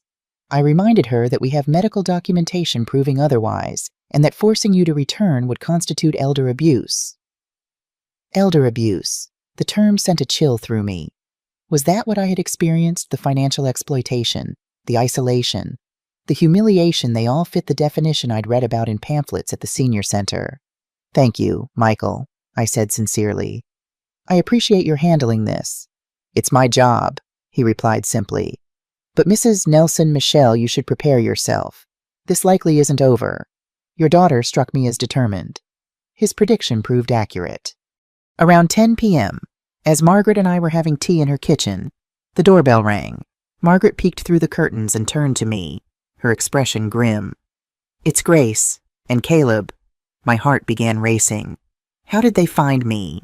Your daughter was always resourceful, Margaret said, a hint of admiration in her voice despite the circumstances. What do you want to do? You don't have to see them. I considered my options. I could hide in my room, let Margaret send them away. I could call the police if they refused to leave. I could continue avoiding the confrontation that was inevitably coming, but avoidance had never been my way. Not really. I had avoided conflict with Grace for too long, and look where it had led us. I'll speak to them, I decided, rising from my chair, but on my terms, here, where I feel safe, with you present. Margaret squeezed my hand. I'm right here with you. Taking a deep breath, I nodded for her to open the door. Grace burst in the moment the door opened, her face flushed, eyes wild with a mixture of anger and what might have been genuine concern. Mom, she cried, rushing toward me. What are you doing? Why did you leave like that? Do you have any idea how worried we've been? Caleb followed more slowly, his expression calculating as he took in Margaret's home and my composed posture at the kitchen table. Hello, Grace, I said calmly, not rising to meet her. As you can see, I'm perfectly fine. Fine, fine, her voice rose hysterically. You disappeared without a word. We thought you'd been kidnapped or had wandered off confused. We've been calling hospitals, police. I left you a letter, I interrupted. On my pillow. Did you not find it? She faltered momentarily. That rambling note, Mom. It didn't make any sense. All that nonsense about Fernwood and us taking your money. It wasn't nonsense, I said quietly but firmly. It was the truth. I know about your plans to send me to Fernwood on the 15th. I know about the new power of attorney you plan to have me sign. I know everything. Grace. The color drained from her face. Behind her, Caleb stepped forward, his demeanor shifting to something more aggressive. What have you been telling her? He demanded of Margaret, who stood calmly by my side. I've told her nothing she didn't already discover for herself, Margaret replied evenly. I reached into my pocket and withdrew my phone, pulling up the emails I had forwarded from Grace's account. Your conversations with Christina about Fernwood, your discussion of how to trick me into going there by claiming it was temporary during renovations, your plans to access my pension after I was gone. Grace's shocked expression confirmed what I already knew. She had never expected me to find this evidence. Never imagined I was capable of such initiative. Those were private emails, she stammered. You had no right, and you had no right to plan my life without my knowledge or consent, I countered. No right to take my money, to humiliate me, to treat me as if I were already incapacitated. Caleb's face had darkened with anger. This is ridiculous. You're clearly confused and being manipulated by your friend here. We're taking you home. He took a step toward me, but Margaret moved between us. I suggest you stop right there. Mr. Mitchell, Michelle has made her decision, and she's well within her rights to do so. She's an elderly woman who needs care, Grace protested, tears now streaming down her face. Mom, please, you're not thinking clearly. Come home with us, and we can talk about all this. I am thinking more clearly than I have in years, I replied. And I'm not coming back. Grace, not to be shuttled off to Fernwood, not to have my pension drained, not to be treated like a burden rather than a mother. Is this about Christmas Eve? She asked incredulously. I told you I was sorry about that. It was just stress talking. You can't throw away our family over one bad night. It wasn't one night, I say. My voice steady despite the emotion building in my chest. It was 3 years of small cruelties, of isolation, of treating me as a source of income rather than a person deserving of respect. I stood up then, facing my daughter fully. I've revoked your access to my accounts. I've redirected my pension to a new bank. I've revoked the power of attorney and established legal protections to prevent you from claiming I'm incompetent. I've reclaimed control of the rental income from our old house. With each statement, I watched Grace's expression shift from disbelief to understanding to a kind of panicked calculation. Mom, she said, her voice dropping to a pleading whisper. We need that money. The mortgage, the kids' activities, Caleb's car payment. Then perhaps you should have treated the source of that money with more dignity, I replied simply. Caleb's patience had clearly run out. "This is absurd. You're coming home with us right now, even if I have to carry you." He took another step forward, but Margaret had already reached for her phone. "One more step, Mr. Mitchell, and I call the police. Attempted kidnapping is a serious charge."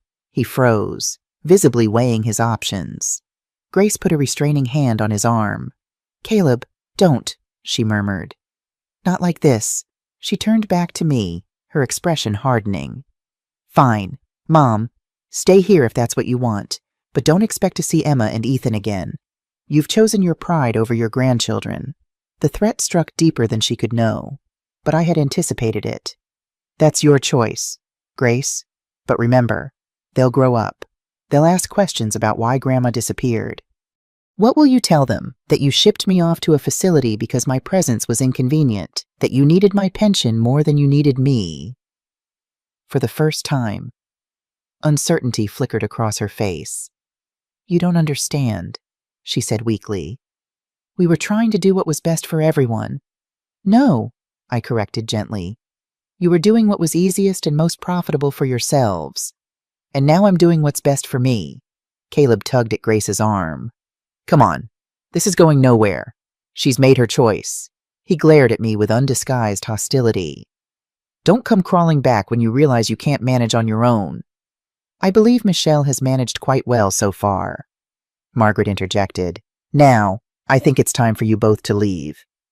After they had gone, closing the door with a force that rattled the windows, I sank back into my chair, suddenly exhausted.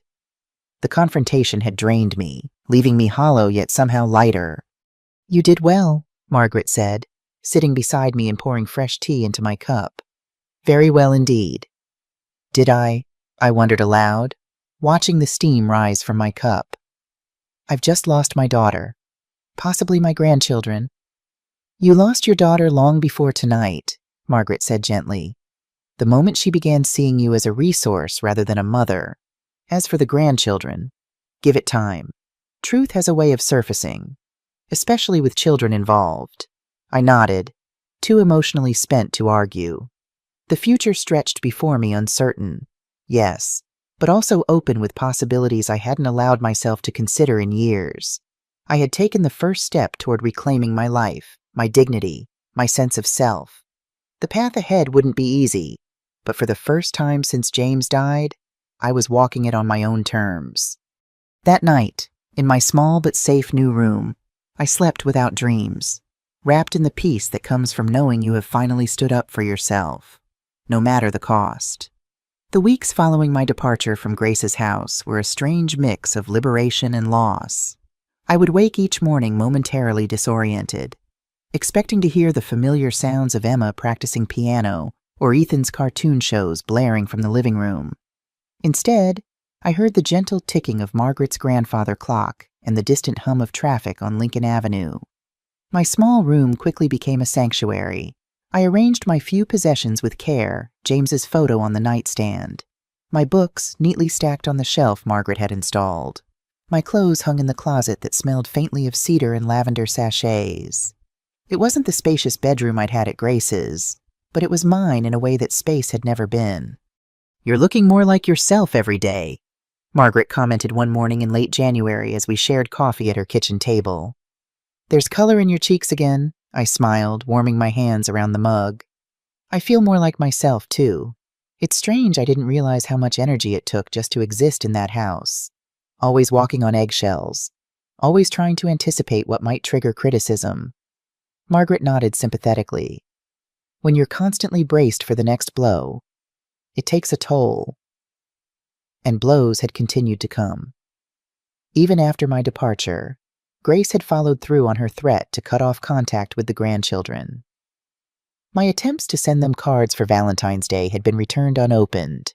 My attorney reported that Grace had indeed consulted a lawyer about having me declared incompetent, but the attempt had gone nowhere in the face of Dr. Wright's clear statement of my cognitive capacity. The most surprising development came in early February, when I received a call from Jennifer Phillips, Grace's neighbor. "Michelle, it's Jennifer, from next door to Grace. I hope you don't mind my calling." Margaret gave me your number when I ran into her at the grocery store. Not at all, I replied, curious about this unexpected contact. How are you, Jennifer? I'm well, thank you. She hesitated. I wanted you to know that Emma and Ethan ask about you all the time. They miss you terribly. My heart clenched. I miss them too, more than I can say. Grace told everyone you had a mental breakdown and had to be placed in a facility, Jennifer continued, her voice lowering conspiratorially. But Ethan let slip that you'd left a note saying you were fine and living with your friend. The poor kids are so confused. I sighed, unsurprised but still disappointed by Grace's fabrication. Thank you for telling me this, Jennifer. It helps to know what they've been told. There's something else, she added. They're selling the house. I saw the realtor's sign go up yesterday. It's not officially listed yet, but Emma told my daughter they're moving to a smaller place. This news did surprise me. The house had been Grace and Caleb's pride and joy, a symbol of their success, with its large yard and prestigious address. Selling it seemed drastic.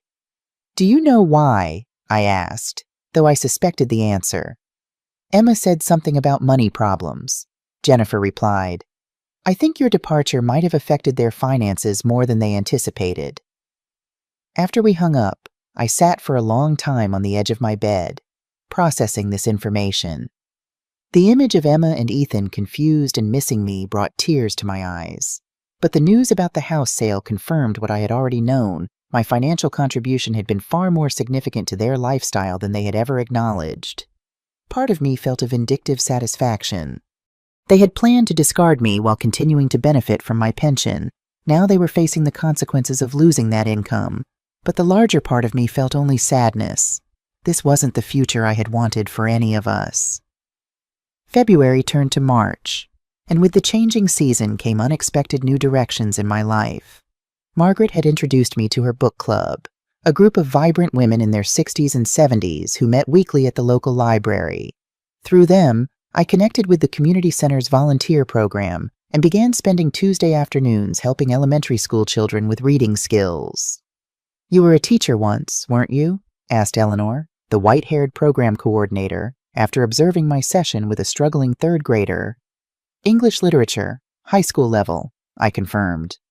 But that was decades ago. You haven't lost your touch, she said approvingly. We could use someone with your skills in our adult literacy program too, if you're interested. By April, I was volunteering 3 days a week with children's reading on Tuesdays, adult literacy on Thursdays, and the Senior Center's memoir writing group on Fridays. For the first time in years, I felt useful, valued for my knowledge and abilities rather than merely tolerated for my pension check. My financial situation had stabilized as well, without Grace and Caleb siphoning off most of my income. My modest pension and the rental income from our Lincoln Park house proved more than adequate for my needs. I insisted on paying Margaret fair rent for my room, though she protested it wasn't necessary. We agreed on a mutually beneficial arrangement, I reminded her. Not charity. I had even begun setting aside a small sum each month for Emma and Ethan's future education. They might not be in my life now, but someday, I hoped. We would reconnect, and I wanted to have something tangible to show that they had remained in my thoughts and plans. The only shadow on my new life was the persistent ache of missing my grandchildren. I kept their photos on my dresser, bought books I thought they might enjoy when they were older, and sometimes found myself absent-mindedly picking up small treasures for them, a pretty stone for Emma's collection, a toy dinosaur that reminded me of Ethan's fascination with prehistory. Have you thought about reaching out to Grace again? Margaret asked one evening in late April as we worked on a jigsaw puzzle in her living room. I carefully placed a piece in the developing landscape before answering. Every day. But what would be different? She made her position clear. People change, Margaret observed, especially when reality forces them to confront their mistakes. I considered this. You think selling the house might have been a wake-up call for her? It's possible, Margaret said, studying a puzzle piece thoughtfully. Financial necessity has a way of clarifying priorities. I wasn't ready to make that overture. Not yet. The wound of Grace's betrayal was still too raw, the memory of her willing participation in the Fernwood plan too vivid. but Margaret's words planted a seed that would germinate in the weeks to come. May brought unexpected news through my attorney. "Mrs. Nelson," Michael said when I answered his call, "I've received a communication from your daughter." My pulse quickened. "What does she want?" "It's rather unexpected. She's requesting permission to visit you." I sat down abruptly, caught off guard. "Visit me. Did she say why?" "Her email was brief," he replied. "She wrote that she would like to speak with you in person and is willing to meet on neutral ground, at a time and place of your choosing, with or without my presence as you prefer." I was silent, processing this development. "You don't have to decide immediately," Michael continued. "Take some time to think about it. And remember, you're under no obligation to see her if you don't wish to." After hanging up, I walked to the small park across from Margaret's townhouse. Spring was in full bloom, the trees laden with fresh green leaves, daffodils nodding in the breeze. I found an empty bench and sat, watching a young mother pushing a toddler on a swing nearby. Why now? After months of silence, what had changed? And more importantly, was I ready to face Grace again? To risk reopening wounds that had only begun to heal? I thought of Emma and Ethan, of the possibility, however slim, that this might be a step toward reconnecting with them. I thought of the decades of love and shared history between Grace and me that had preceded these difficult years. And I thought of James, of what he would advise if he were here. "Give her a chance to explain," I could almost hear him say, "not for her sake, but for yours, so you can move forward without wondering." That evening, I asked Margaret's opinion.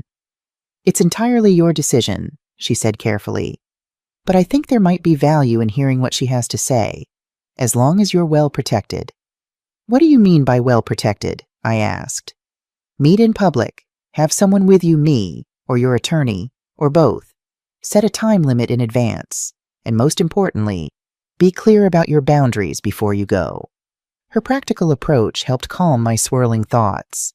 I could agree to this meeting without committing to anything further. I could listen without being obligated to forgive. I could maintain the autonomy I had fought so hard to reclaim. The next day, I called Michael and asked him to arrange a meeting for the following week. "A public place," I specified. "Perhaps the cafe near your office, and I'd like you to be present, at least initially."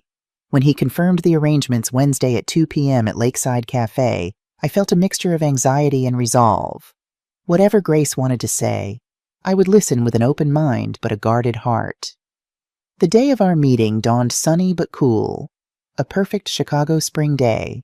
I dressed with care in a cornflower blue blouse that James had always said brought out my eyes, paired with navy slacks and comfortable walking shoes.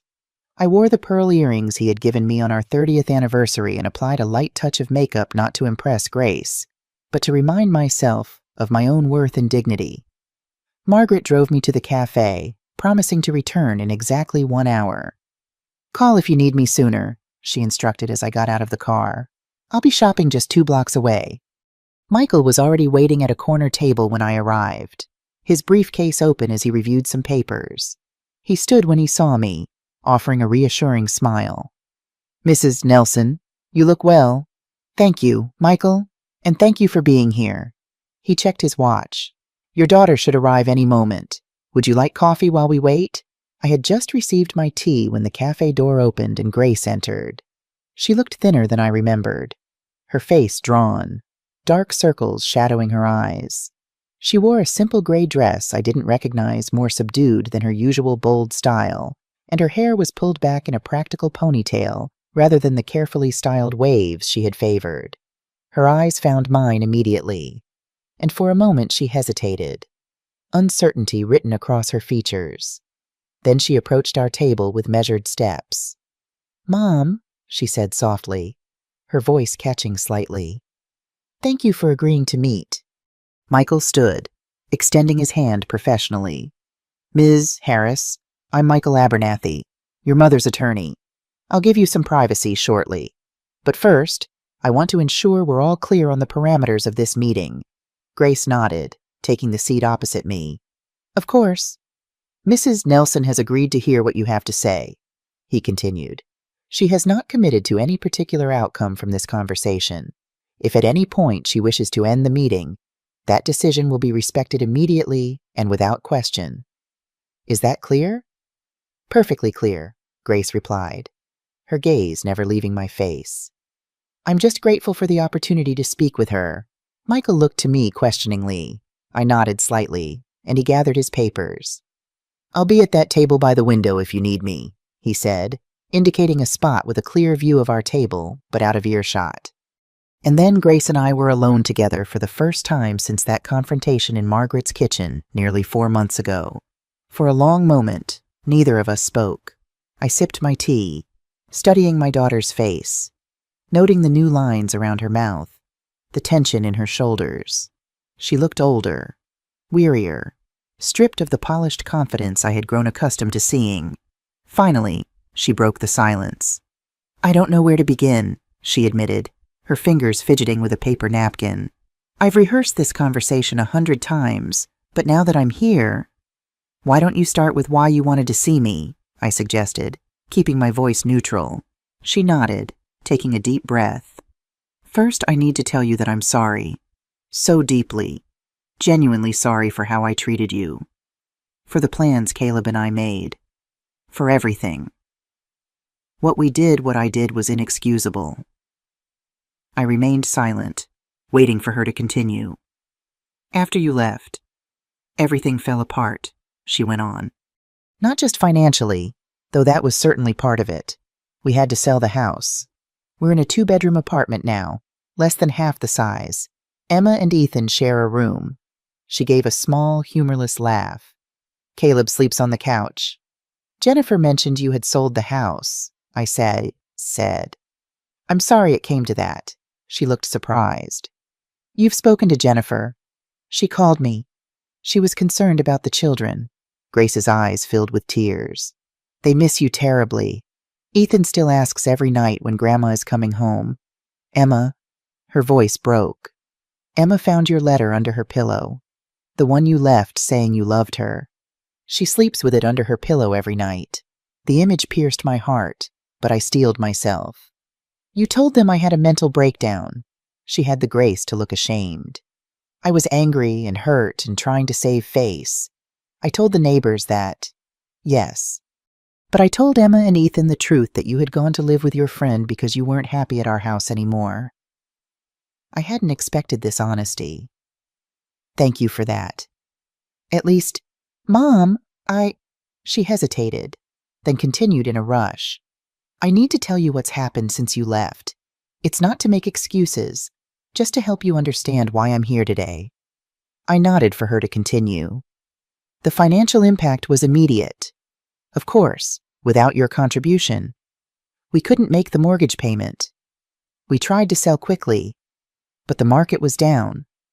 We barely broke even after paying what we owed. She paused, taking a sip from a glass of water. But the money wasn't the worst part. It was seeing myself through Caleb's eyes once the pressure was on. He became different, cold, calculating, angry all the time. He started speaking to me the way we had spoken to you. My eyebrows rose at this revelation, but I said nothing. About 2 weeks after we moved to the apartment, I found him going through my personal emails. He was looking for my life insurance information, checking if it would cover our debts if something happened to me. Grace, I breathed, genuinely alarmed. Did he threaten you? She shook her head quickly. Not explicitly, but the way he looked at me that night. I took the kids to a hotel. The next day, I filed for separation. I hadn't anticipated this turn of events. Where is Caleb now? He moved to Milwaukee for a new job. We're finalizing the divorce. He gets the kids 1 weekend a month, but he's already missed 2 visits. Her expression hardened momentarily. He got what he wanted from me, my savings, my good credit score. Once those were gone, so was he. I felt a complex mix of emotions, vindication that Grace had finally seen Caleb's true nature, concern for her well-being, worry about the children, and a lingering wariness about her motives for this meeting. I'm sorry it ended that way, I said cautiously. That must be difficult for you and the children. It's been the hardest 3 months of my life, she acknowledged. but also clarifying.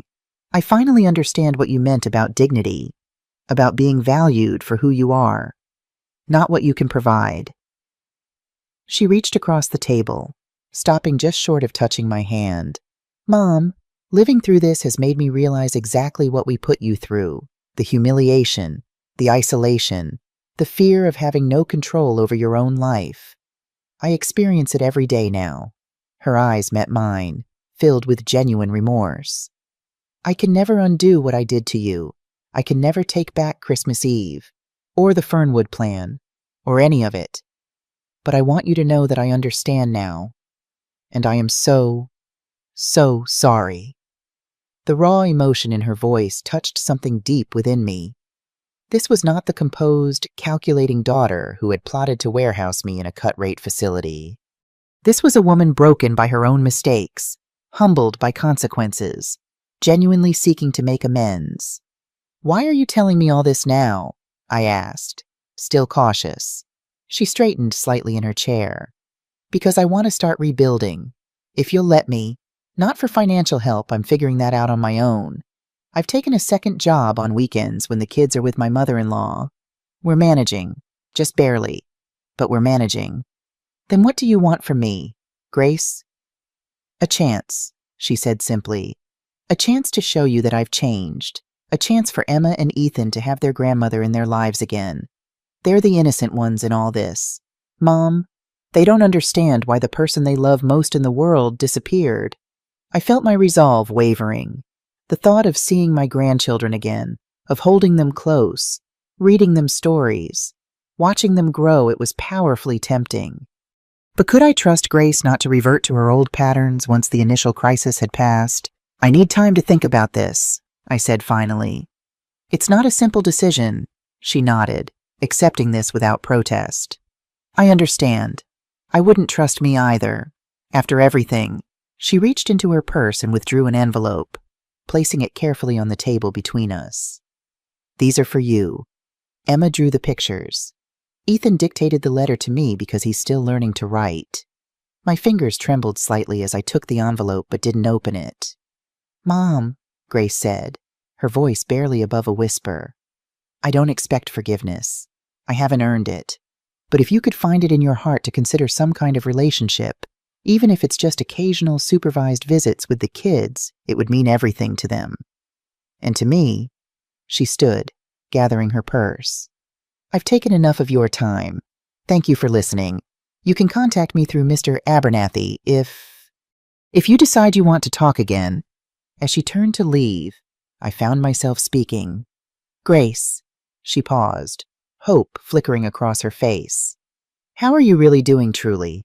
The simple question, the motherly concern it conveyed, seemed to catch her off guard. Her carefully maintained composure cracked, and for a moment I glimpsed the vulnerable child she had once been. I'm scared all the time, she admitted softly. Scared I can't provide for the kids. Scared I'll lose our apartment. Scared I've ruined every important relationship in my life beyond repair. She gave a small, sad smile. But I'm also determined. Determined to be better than I was. To learn from my mistakes. To be the kind of mother you were to me before I forgot what that looked like. With that, she turned and left the cafe, her shoulders straight despite the evident weight she carried. Michael approached my table as the door closed behind her. Are you all right, Mrs. Nelson? I think so, I replied, though in truth I felt emotionally drained. It was not what I expected. Would you like me to call your friend to pick you up? I nodded gratefully. And while Michael made the call, I finally opened the envelope Grace had left. Inside were 2 crayon drawings from Emma, one of our family, with me standing between her and Ethan, all of us holding hands. The other of what appeared to be Margaret's townhouse, with me waving from a window. Beneath my figure, in her careful second-grade handwriting, she had written, "We miss you, Grandma. Please come back." Ethan's contribution was a dictated letter in Grace's handwriting, adorned with dinosaur stickers. Dear Grandma, I am sad you don't live with us anymore. Mommy says you were not happy at our house.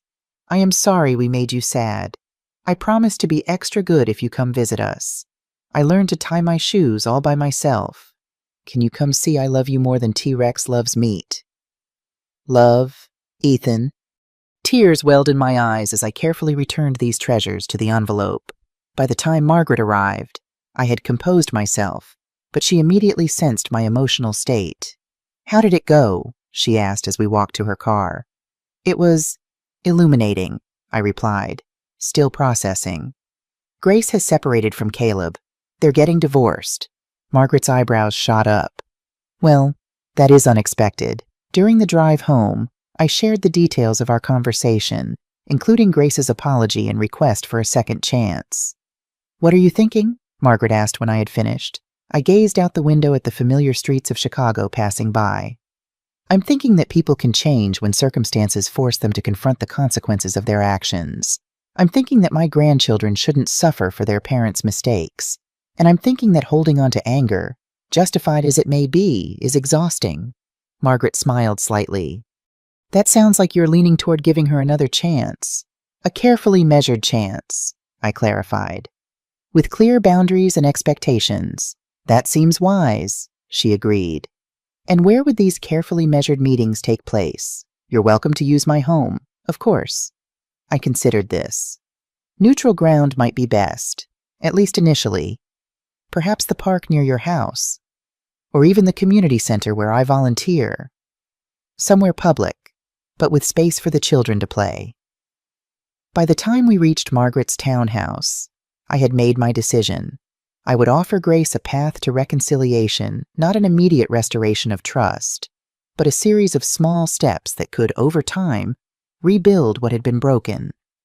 I called Michael that evening and asked him to arrange another meeting, this time at the community center where I volunteered. Tell her she can bring the children, I instructed. And tell her I'm willing to listen to her proposal for moving forward. The next few days passed in a blur of anticipation and preparation. I bought small gifts for Emma and Ethan, nothing extravagant. Just tokens to show I had been thinking of them.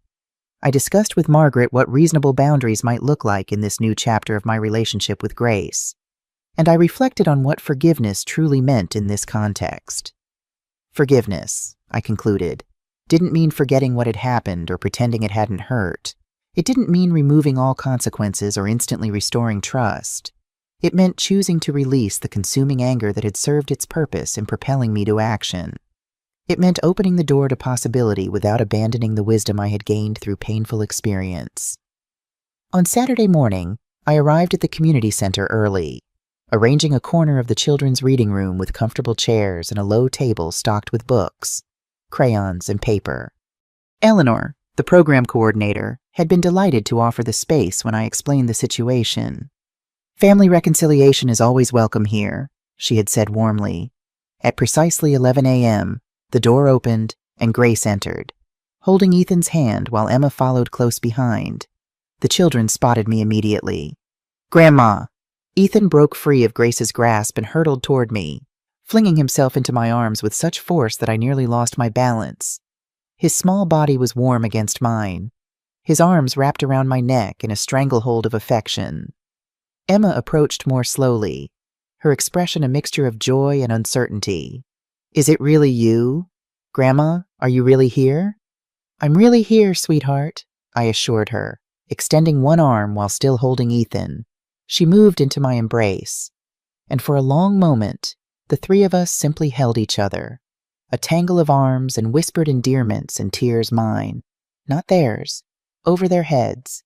I met Grace's gaze. She stood apart, watching us with a bittersweet smile, allowing the children this moment without interruption. I saw in her eyes a mixture of regret for what had been lost and hope for what might still be salvaged. Eventually, the children's excitement gave way to a torrent of news and questions. Emma had lost a tooth. Ethan had learned to count to 100. Their new apartment had a park nearby with the biggest slide ever. Did I still have my yellow bedroom? Why didn't I come to their new home? Could they visit me at Margaret's house? Did Margaret have cookies? I answered their questions as honestly as I could while keeping my explanations age-appropriate. Yes, I had a new room, but it wasn't yellow. No, I hadn't visited their new apartment yet, but perhaps I might someday. Yes, They could visit Margaret's house when the time was right. And yes, she did indeed have Cookie's chocolate chip, their favorite. As they settled in with books and drawing materials, Grace and I moved to a pair of chairs slightly removed from the activity table but still within sight of the children. "Thank you for this," she said quietly. "Seeing them with you again. It's how it should be." "They're remarkable children," I replied. "You've raised them well, despite everything." She accepted this qualified compliment with a nod. "I'm trying to do better by them, and by you, if you'll let me." "That's why we're here," I said, "to discuss what moving forward might look like." Over the next hour, while Emma and Ethan drew pictures and explored the bookshelves, Grace and I negotiated the terms of our new relationship. We agreed to regular supervised visits at the community center once a week initially, with Margaret or Eleanor present. Grace would not ask for financial assistance, and I would not offer it, though I did mention the education fund I had started for the children. "That's incredibly generous," she said, her voice thick with emotion. "They'll need it. College costs keep rising, and I'm still paying off my own student loans." "It's not generosity," I corrected gently. "It's grandmotherhood. It's what James and I always planned to do for your children." As our allotted time drew to a close, I presented Emma and Ethan with the small gifts. I had brought a journal with butterflies on the cover for Emma, a set of realistic dinosaur figurines for Ethan.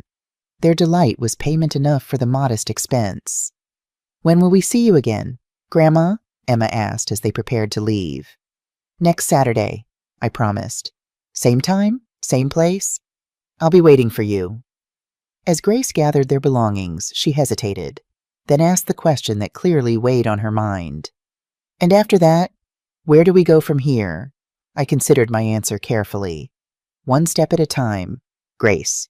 We rebuild trust slowly, deliberately, with honesty on both sides." I can't predict where this path leads, but I'm willing to walk it with you, for the children's sake, and perhaps, eventually, for our own. She nodded, accepting these terms without protest. That's more than I had dared to hope for. After they had gone with hugs and promises of return from the children, a tentative smile from Grace, I sat alone in the reading room, surrounded by the books and drawings and lingering energy of our reunion. Eleanor found me there, contemplatively sipping the tea she had brought. "Successful?" she asked, taking the chair Grace had vacated. "A beginning," I replied. "A fragile one, but genuine, I think." "Beginnings are always fragile," she observed. "That doesn't make them any less important." As I gathered my things to meet Margaret, who would drive me home, I reflected on the journey that had brought me to this point, from the humiliation of Christmas Eve to the dignity of setting my own terms for reconciliation, from the exploitation I had suffered to the autonomy I had reclaimed, from the pain of betrayal to the cautious hope of renewal. I had lost much the comfortable illusion of family harmony, the easy trust I once placed in my daughter, the daily presence of my grandchildren in my life. But I had gained something invaluable, the knowledge that I was stronger than I had believed, more capable than others had assumed, and worthy of the respect I had finally demanded. The path ahead remained uncertain. Grace's transformation might prove temporary, a reaction to immediate crisis rather than a fundamental change. Our carefully reconstructed relationship might face new challenges as circumstances evolved. The wounds of the past might reopen with unexpected triggers, but I would face whatever came with clear eyes and firm boundaries, secure in the knowledge that I had fought for and won the most important battle of my later years, the battle for my own dignity. As Margaret drove us home through the sun-dappled streets of Chicago, I thought of James and what he would make of all that had transpired. I could almost hear his voice, gentle but firm. "You did the right thing, Michelle, both in leaving and in opening the door to return. A mother's love doesn't die, but it shouldn't come at the cost of her self-respect." "Penny for your thoughts?" Margaret asked as we neared her townhouse. I smiled, feeling the weight of the past months lifting slightly from my shoulders. "I was just thinking that dignity can't be stolen, not really. It can be assaulted, threatened, even temporarily obscured. But in the end, it remains within us." waiting to be reclaimed. Margaret nodded, understanding without need for elaboration. And you've reclaimed yours beautifully. That evening, as I sat in the small garden behind Margaret's townhouse, watching the sunset paint the Chicago skyline in hues of gold and pink, I felt a sense of peace that had eluded me for years. Not the peace of perfect resolution life rarely offers that luxury, but the deeper peace that comes from standing in your truth, from honoring your worth, from refusing to be diminished by others' limitations. At 67, I had begun again, not the carefree beginning of youth or the optimistic beginning of middle age, but the hard-won, clear-eyed beginning of wisdom. A beginning built on the understanding that love without respect is not love at all, that family ties can bind too tightly if not balanced with healthy boundaries, that it is never too late to stand up for yourself, to reclaim your voice, to insist on your dignity. As the last light faded from the sky, I whispered a promise to myself, to James's memory, to the uncertain future stretching before me. I will not surrender my dignity again, not for convenience, not for peace, not even for love, because without dignity, none of those things can truly exist. What would you do if you were in my place? Have you ever been through something similar? Comment below. If you enjoyed this story, you might also like The Inheritance Test and When My Son-in-Law Tried to Take Everything, two other stories that are channel favorites.